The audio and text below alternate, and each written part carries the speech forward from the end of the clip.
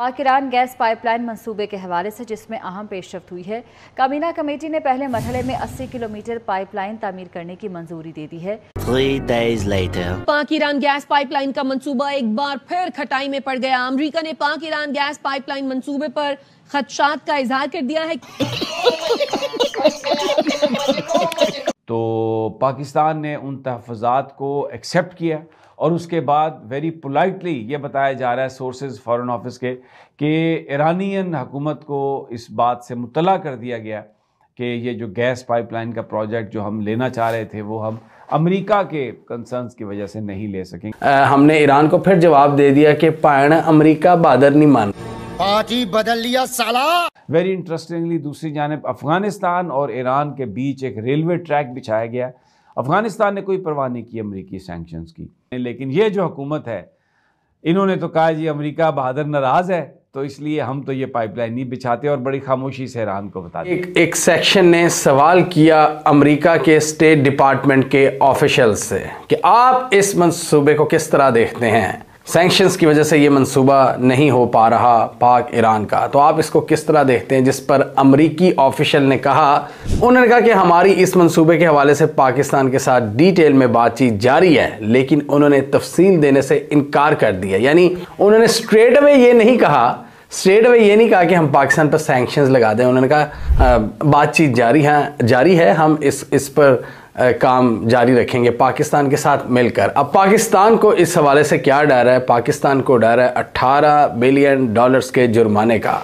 Iran ने कहा है कि अगर आपने अपनी हरकतें दुरुस्त ना की और हमें कोई सही जवाब ना दिया तो हम आलमी अदालत में आपको ले जाएंगे और $18 बिलियन का फ़ाइन कर देंगे। पाकिस्तान जो $1 बिलियन की सपोर्ट को देखता है, $18 बिलियन तो दूर की बात है, वो तो हमारी इकॉनमी को तबाह करके रख देगा इतना बड़ा जुर्माना। ईरान के साथ इसी केयर टेकर हुकूमत में ही वो हालात बने कि यहाँ से भी ड्रोन हमला हुआ और वहाँ से भी ड्रोन हमला हुआ, यहाँ से भी मिसाइल हमला हुआ, वहाँ से भी मिसाइल हमला हुआ और फिर उसके बाद आपस में किसी हद तक दुरुस्तगी भी आ गई। उसकी भी एक वजह है, जो है हमारी इंटरनल है, क्योंकि ईरान का इन्फ्लुएंस जो है वो पाकिस्तान के अंदर इस कदर ज़्यादा है, ख़ास तौर पे मुक़्तदर क़ुव्वतों के अंदर ज़्यादा है कि कोई शख्स ये हिम्मत नहीं कर सकता कि वो ईरान के साथ दुश्मनी मोल ले या ईरान के साथ बॉर्डर पे किसी किस्म की क्लैशेस जो है उसको मज़ीद आगे कर सके। अब इस हवाले से पाकिस्तान ईरान से बार बार डेडलाइन ले रहा है कि जी मतलब पाकिस्तान उसको डिले करता जा रहा है और ईरान को कह रहा है हमें थोड़ा सा टाइम और दो, हम इसके बारे में कुछ करते हैं। तो पाकिस्तान ने ईरान से मज़ीद 180 दिन का टाइम मांगा है, जो कि ईरान ने पाकिस्तान को दे दिया है और इसी असना में पाकिस्तान ने इसकी मंजूरी भी दे दी है।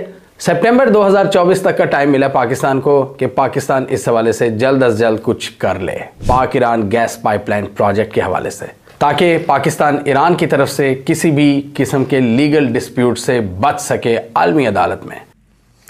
लेकिन आखिरी हमारा सहारा चीन हुआ करता था।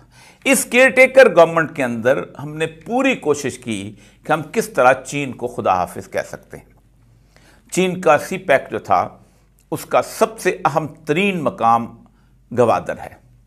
उस गवादर को यूं तो हमने बहुत अरसा तक पाकिस्तान से में उसके अंदर हमने सिर्फ बेचा है, पाकिस्तान के अवाम को बेचा है और उसके साथ साथ हमने उसको आलमी क़ुव्वतों को बेचा है कि अगर तुमने हमारी मदद न की तो हम ये गवादर जो है ये चीन के साथ है और हम जो CPEC के अंदर आगे चल पड़ेंगे, वरना गवादर हमने उसके ऊपर कोई संजीदगी आज तक नहीं दिखाई। मैं चूँकि एक तवील अरसे से 1992 में जब गवादर में पहली दफ़ा वहाँ संगार हाउसिंग बनी थी, मैं उस वक्त बलूचिस्तान हुकूमत के साथ था, मैं उसको देखता चला आ रहा हूँ। रॉबन राफील उस वक्त पॉलिटिकल असिस्टेंट थी, वो आया करती थी और बलूचिस्तान क्या बाकी मीटिंगों में भी बड़ी ऐसे उंगली लहरा के कहा करती थी कि तुम सोच नहीं सकते हो कि तुम इस गवादर को किसी तौर पर एक पोर्ट बनाओगे और फिर उसको चीन के हवाले करोगे, हम कभी भी ऐसा नहीं होने देंगे। और मुझे आज भी उसकी बातें जो हैं आज भी याद हैं। पाकिस्तान के चीन के साथ ताल्लुकात सबसे ज़्यादा सर्दमेरी के शिकार इसी दौर में हुए। चीन ने गवादर का एयरपोर्ट जो था वो एक तवील लागत के साथ वहाँ पर एक एयरपोर्ट बनाया था और जिसका इफ्तिताह होना था, लेकिन वो इफ्तिताह इस पूरे 2 शहबाज शरीफ साहब से लेके अब तक उसका इफ्तिताह नहीं हो सका। अब कहीं सुना जा रहा है कि शायद अगस्त में वहाँ कहीं इसको किया जा सके।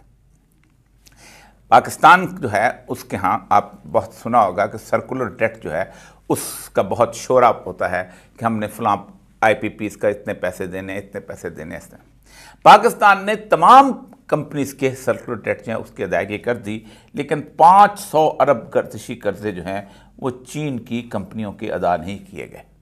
और इस वक्त जो है वो जो उन्होंने एक कैपिटल रखा था चाइनीज़ बैंक ने, उसके भी उन्होंने इनकार कर दिया है कि नहीं। इसके बाद इलेक्शन हो गए। अब इलेक्शंस के बारे में पाकिस्तान, अमेरिका और चीन दोनों की नज़रों में इस वक्त एक ऐसी हालत में है कि चीन से हमने दोस्ती जो है वो ख़त्म कर ली हुई है, क्योंकि गवादर के बारे में सिर्फ अमेरिका का मसला नहीं है। अगर गवादर एक बेहतरीन पोर्ट बनती है तो सबसे पहले दुबई और कतर और ये सारी पोर्टें जितनी भी सलाला वगैरह जो हैं इनका मुस्तकबिल तारीक हो जाता है, क्योंकि गवादर जो है ये इंटरनेशनल उस चौक पॉइंट से बाहर है। इसलिए वहाँ पर आपने देखा होगा कि हमारी जितनी भी इंसर्जेंट को अगर मिलता है तो वो वहाँ कहाँ जाके पनाह लेते हैं। इस तरह चाबार की जो पोस्ट ईरान ने बनाई है उसके ऊपर इंडिया का अपना इन्फ्लुएंस है, वो उसके हिसाब से उस पर काम कर रहा है। और अमेरिका तो वैसे चाहता नहीं कंटेनमेंट ऑफ चाइना की वजह से, तो हमने इसको तो मुकम्मल तौर पे अब खुदा हाफिज कह दिया है, बस हम बस चलते रहते हैं। यही वजह है कि अमेरिका हमें समझता है कि हमने चाइना के साथ अपनी जो एक तार मिला के रखी हुई है, हम जो शादी हमने अमेरिका से की हुई है और हम जो नाजायज़ ताल्लुकात हमने चीन से इस्तेवाल कर रखे हैं, अगर हमने चीन के साथ मुखलिस होते तो हम कम से कम उसके बाद एक ऐसी राह हमवार करते कि शायद जो मैंडेट था उसको किसी न किसी। दोस्तों, मुझे उम्मीद है कि ये वीडियो आपको पसंद आया होगा। वीडियो पसंद है तो प्लीज़ हमारे YouTube चैनल को जरूर सब्सक्राइब कीजिए। इसी प्रकार का भविष्य में वीडियो देखने के लिए चैनल को सब्सक्राइब कीजिए। हमारे इस YouTube चैनल पे आपको इससे भी ज़्यादा इंटरेस्टिंग वीडियो भविष्य में देखने को मिलता रहेगा। तो प्लीज़ हमारे YouTube चैनल सोच टाइम्स को सब्सक्राइब कीजिए, वीडियो को लाइक कीजिए, इस वीडियो को अपने दोस्तों के साथ जरूर शेयर कीजिए। नमस्कार, फिर मिलेंगे अगले